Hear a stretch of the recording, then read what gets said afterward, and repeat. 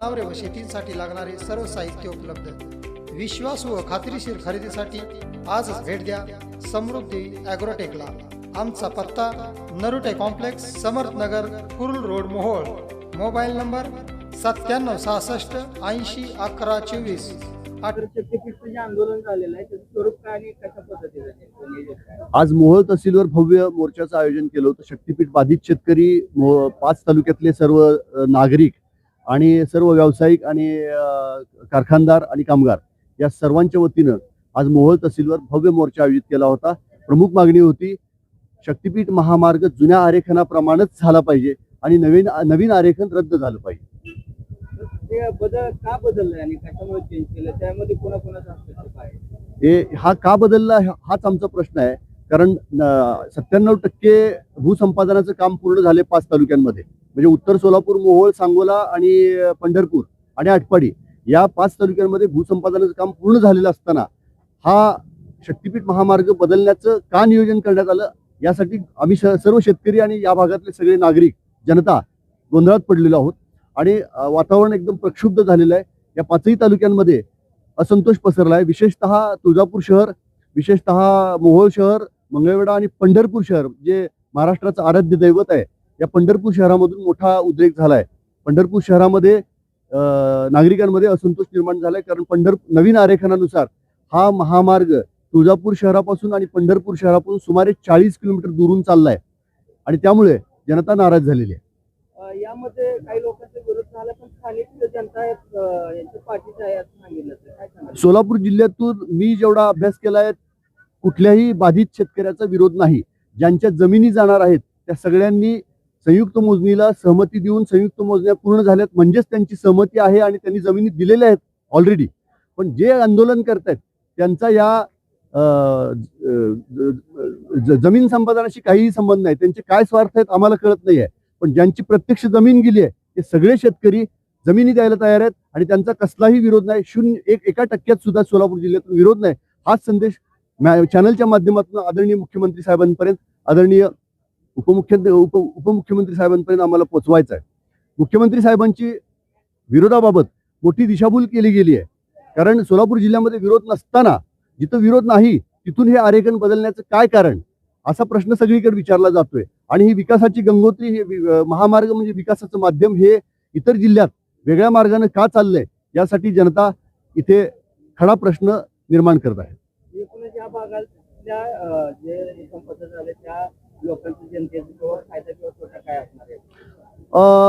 तसं तर या महामार्गासाठी जी जमीन संपादित होणार आहे त्याला फार कमी मोबदला मिळणार आहे।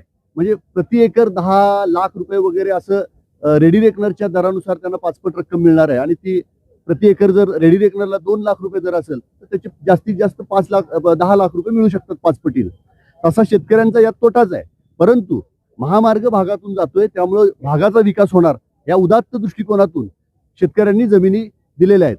आणि आदरणीय मुख्यमंत्री साहेबांनी जे आवाहन केलं होतं की त्यांचा जो ड्रीम प्रोजेक्ट आहे त्याला विरोध करू नका, कारण महामार्ग ज्या भागातून जातो त्या भागाचा वेगवेगळ्या मार्गानं अनुषंगिक विकास होतो, या त्यांच्या विनंती आवाहनाला मान देऊन सर्व शेतकऱ्यांनी जमिनी अगोदरच देऊन टाकलेल्या आहेत। त्यामुळे विरोधाचा विषयच नाही। यामध्ये कुठेतरी मोठा भ्रष्टाचार होतो तुम्हाला वाटते का? भ्रष्टाचाराबद्दल आम्हाला काही कॉमेंट करता येणार नाही आम्हाला, कारण तसं काही दिसत नाही, पण राजकीय स्वार्थ असू शकतात।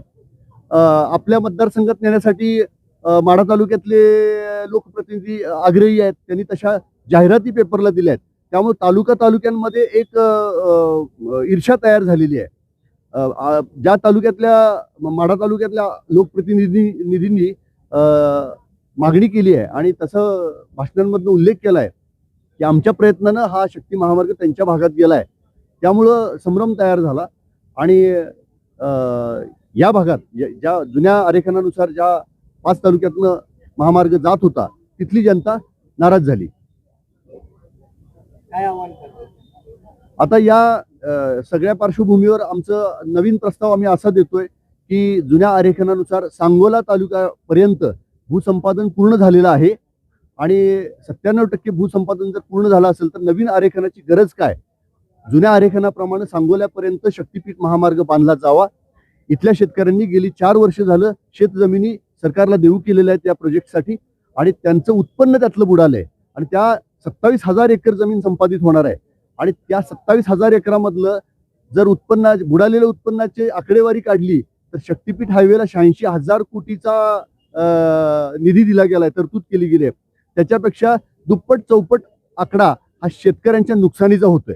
त्यामुळे शेतकरी इथले नाराज झालेत, त्यांच्यावर अन्याय झालाय आणि त्यांचा त्यामुळे या नवीन आरेखनाला विरोध निर्माण झालाय. ते म्हणतात आम्ही जमिनी अगोदर दिल्या आहेत तर तुम्ही हा बदल कशासाठी करताय. आणि या तालुक्याच्या या भागाच्या सगळ्या लोकप्रतिनिधींनी हा मुद्दा लावून धरलाय. एक चर्चा आदरणीय मुख्यमंत्री साहेबांबरोबर झालेली आहे. त्यात त्यांनी सकारात्मक चर्चा करूया. निवडणुकीच्या गडबडीमध्ये ते सगळे आहेत.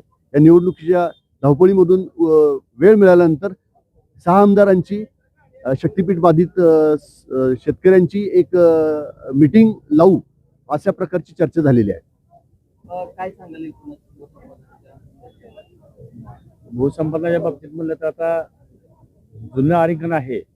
जुने आरेखनामध्ये जवळजवळ 95% काम पूर्ण झालेलं आहे आणि पूर्ण झालेलं असताना सुद्धा अचानक त्यांनी परवाच्या नागपूरला अधिवेशन झालं. त्या अधिवेशनात मुख्यमंत्री साहेबांनी घोषणा केली की जुनं अलाजमेंट बदलून नवीन दुसरं अलाजमेंट त्या दुसऱ्या रूटने द्यायचं. त्यानंतर सगळे शेतकरी बाधित शेतकरी हे संभ्रमात पडले की 99% पूर्ण काम झालेलं असताना तिकडं जो अलाजमेंट चेंज केली आहे असं का झालंय.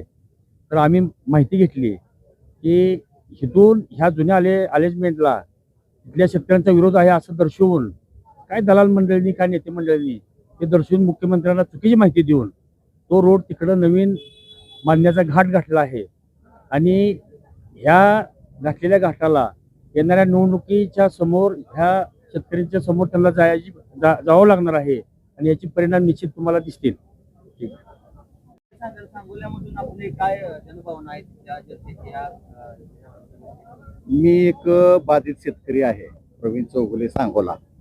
तर आम्ही बऱ्याच 3 वर्षापासून शक्तीपीठ होणार आणि कधी चालू होणार ह्याची वाट बघतो. आमच्याकडे आपल्या सोलापूर जिल्ह्यातील सर्व तालुक्यात 90% ते 100% ठिकाणी पोल MSRDCने पोल रोवून जमीन ॲक्वायरेशन करून घेतलेली आहे व 4 म्हणजे आटपाडी, सांगोला, पंढरपूर, मोहोळ या 4 तालुक्यामध्ये तर 90-95% मोजणी झालेली आहे आणि आटपाडीची तर 100% अवॉर्ड झाले. त्यांचं एकच गाव आहे त्याच्यामध्ये, त्याचे 100% अवॉर्ड झालेले आहे.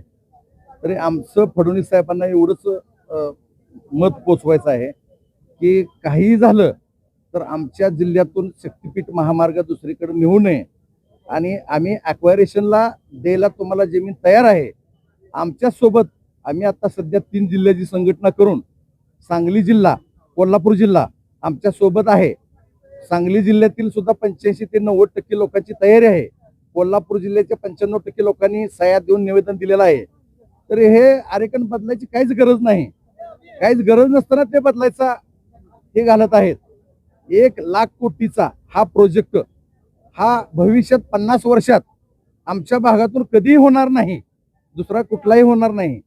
त्यामुळे हे कसल्याही परिस्थितीत आमच्यातून रस्ता घेऊन जाऊ नये, हे मूळ आरेखनाप्रमाणेच रस्ता व्हावा ही आमची सर्व शेतकऱ्यांची विनंती आहे. भूसंपादन होत असताना किती वर्ष झाले यामध्ये जमिनी पडाक ठेवण्यात आल्या आणि त्यामध्ये जे लोकांचं पीक पाणी आहे त्याचं प्रचंड नुकसान झाले. त्याबद्दल तुम्हाला काही नुकसान भरपाई मिळाली किंवा काय देण्यात आले? नाही, नुकसान भरपाई तरी मिळाली नाही, पण फेब्रुवारी 2024ला जे नोटिफिकेशन निघालं त्या दिवसापासून शेतकऱ्याला जे मोबदला मिळणार आहे त्याचं 12% व्याज रेट सुरू झालेला आहे. तर आता सरकारने असं व्याज बुडवणे, लोकांचे पैसे बुडवणे हा तर उद्दिष्ट नसावा. ते त्या दिवसापासून सर शासनाला आपल्याला व्याज द्यावं लागणार आहे. अशी काय भावना आहे का आम्हाला समजणं झालंय. आता तुम्ही काय त्याची मागणी केली का? तसं त्या निवेदनामध्ये काय दिलंय? नाही, निवेदनामध्ये लोकांचं एकच मत होतं की आम्हाला तुम्ही किती पैसे देणार आहे हे जाहीर करा. पण आम्ही पुन्हा नंतर शेतकऱ्यांनी महाराष्ट्रात कुठल्याच रोडला अगोदर असं जाहीर केलं नाही. त्यामुळे आता सर्व शेतकऱ्यांची मानसिकता झालेली आहे की महाराष्ट्रात कुठंच पहिल्यांदा हे जाहीर केलं नसल्यामुळे आता शेतकरी 100% जमीन द्यायला तयार आहेत आणि सांगली जिल्हा, कोल्हापूर जिल्हा आणि सोलापूर जिल्हा तिन्ही जिल्ह्यातली लोक तयार आहेत.